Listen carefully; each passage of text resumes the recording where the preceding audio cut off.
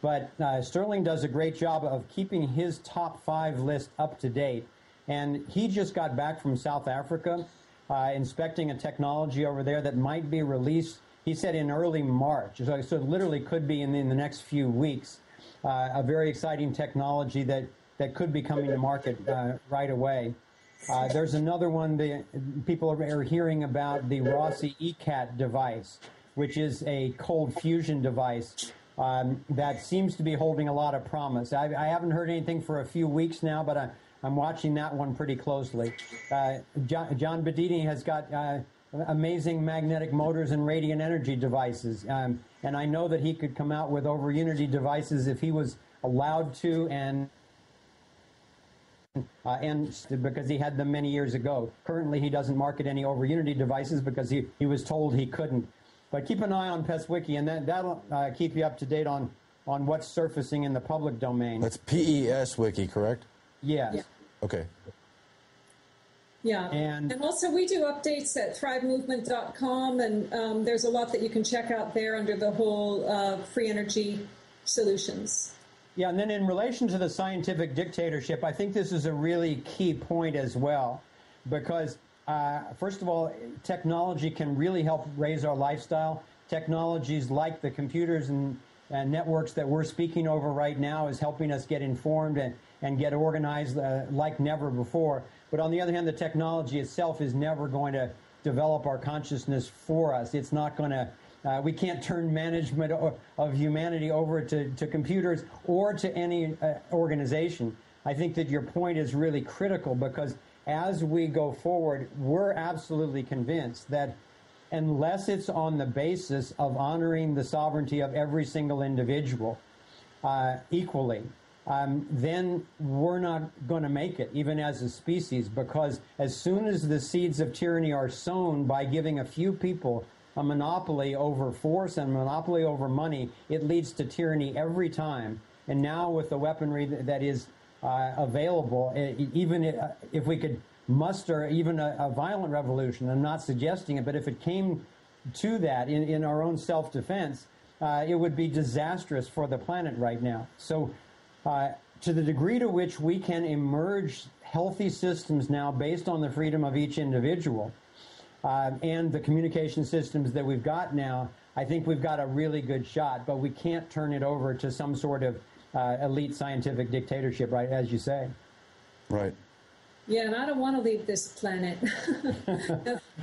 And I'm not willing to give that one up. I'll definitely stay. And I think this power of nonviolent non-participation is something that, we saw with Gandhi and we've seen with King. And I think that's really what's emerging here, as people are getting informed and realizing that, this pyramid structure of domination and control, while people are at the bottom of it now, impacted completely with all of the effects of it, it also means it relies on us participating. That's where the true power is, in the people. And I have a lot of confidence that we're going to be able to stay on this planet and come up with the solutions that we need. And we do our best to put those out at thrivemovement.com, and appreciate the work that you're doing and so many others. And yeah, truly self-governance has rarely been tried at all. Appreciate y'all joining us. Appreciate raising those big questions in the context of identifying the New World Order system and the real problems we face. And so I think everybody does need to see the film and join the conversation and follow it at your website, thrive.org, right? Thrive Movement. Thrive Movement. ThriveMovement.com, and then you have the DVD available at InfoWars as well as through our website. That's right. We have it at InfoWars. Kimberly Carter Gamble and Foster Gamble, thank you for joining us. It was a pleasure talking to you. You're welcome. Thanks, Aaron. Thank you. For the balance of this hour, we're going to be joined by Foster Gamble and his wife, Kimberly Gamble, both filmmakers who've made the film Thrive, very well produced. Months ago, listeners would call up and say, what do you think of this? And I said, well, I haven't seen it. So I got a copy, got so busy, didn't watch it for a few weeks, and finally did watch it. And I think that they're coming from a place of really trying to get people outside the box and to wake up. And you could call it a little new agey. It questions the big lie of, well, are there space aliens? And they don't say one way or the other. They just say, can we trust a government that's been caught lying about all this? And I'd say they spend maybe 5% of the 2-hour film on that.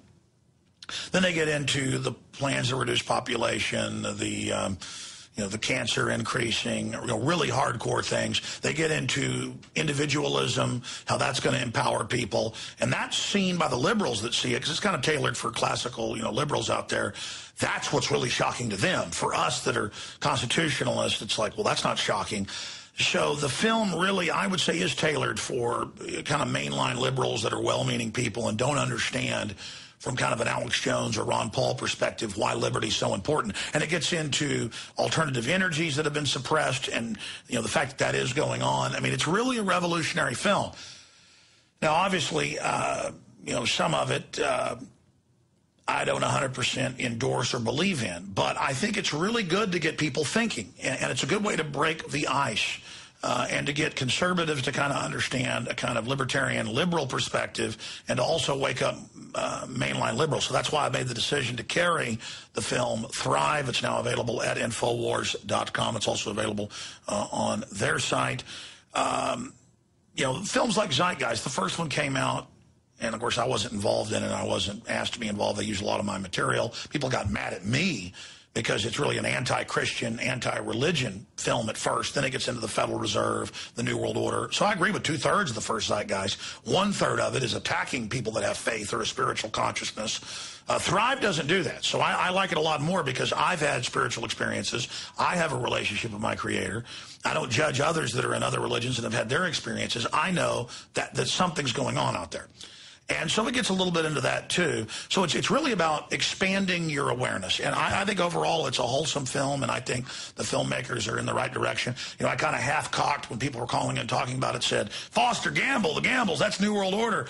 Well, I bet it is, this or that. And they kind of sent nice emails saying, well, Alex, we think more of you. You should actually look at this. So they didn't really lash out at me when I was not really half-cocked. I said, it might be positive. I got to see it, but, little I'll find out, because I'm always a jaundiced eye on anything coming from the left. Now, if they come out with other films down the road and start getting globalist on us, then I'll say, oh, well, it's like Zeitgeist. The first one's okay, and then it gets, we're all going to live in plastic cities and be re-educated.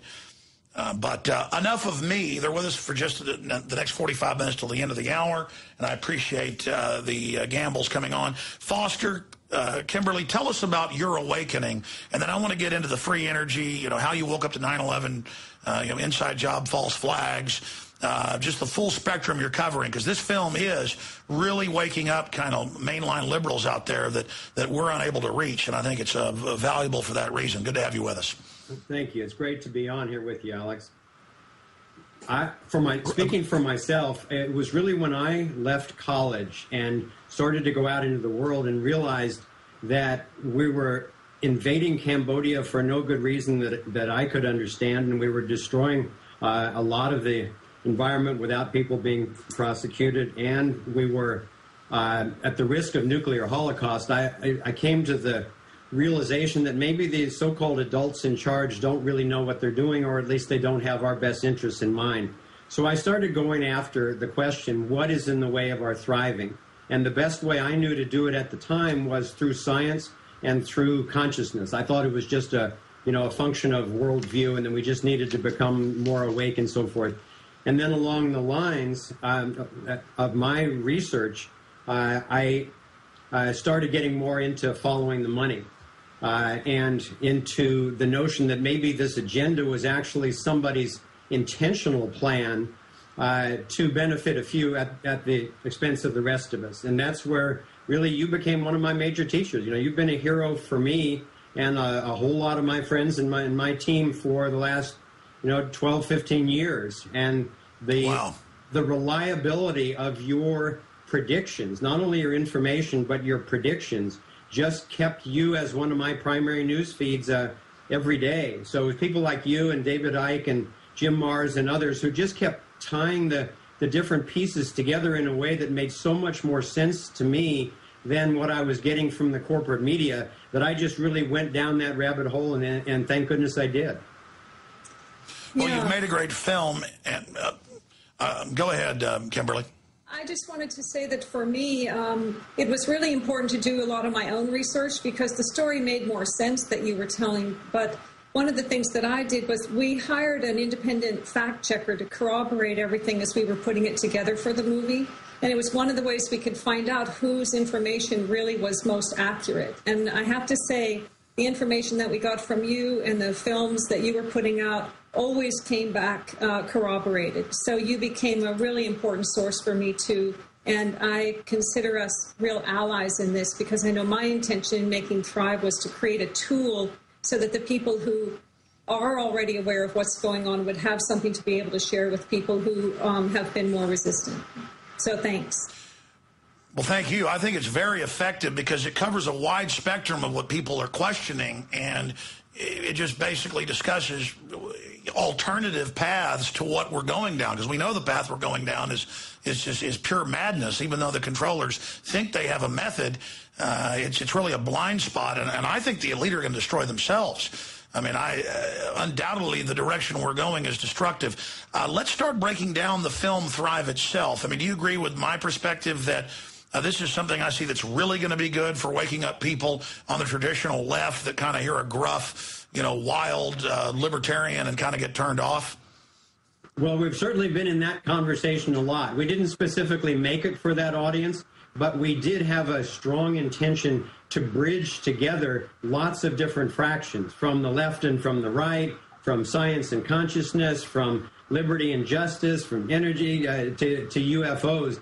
And I'm delighted to say that in the interviews we're getting a chance to do, it's actually a remarkably similar conversation that we're having, no matter whether it's in the UFO, the economics, conspiracy realm, because what we're finding is the common denominators are what's really going on in the world, because everybody is wanting to know that now, or just about everybody. And secondly, what are the principles by which we can get out of this? Rather than the politics, what are the principles? And that's where the liberty conversation is just emerging, like a geyser right now.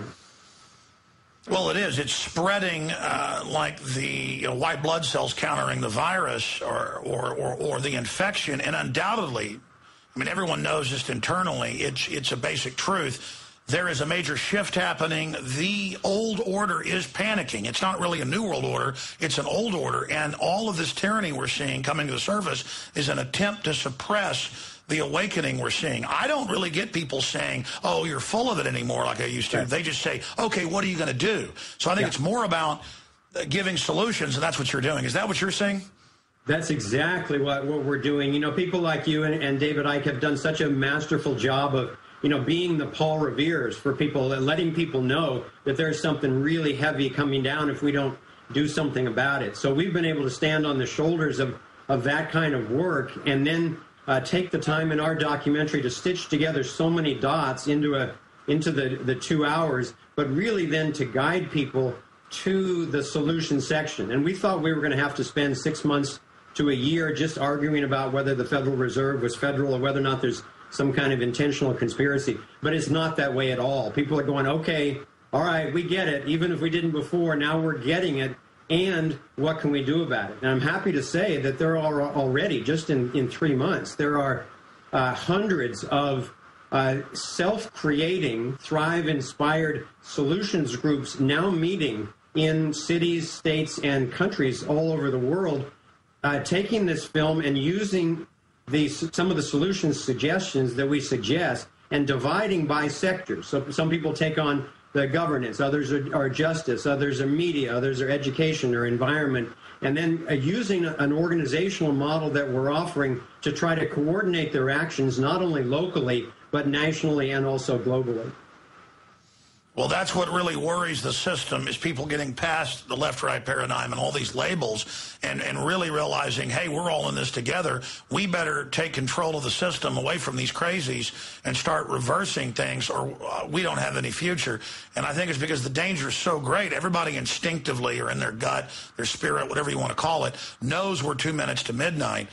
And I think we're going to see a lot of people in the power structure itself. We're already seeing that, realize that it's this system is going in the wrong direction. We've got to change it. I want to get your perspective on that and talk about some subsections of the film, alternative energy, and more with the makers of the film Thrive, available at Infowars.com. We'll be right back after this quick break. Stay with us.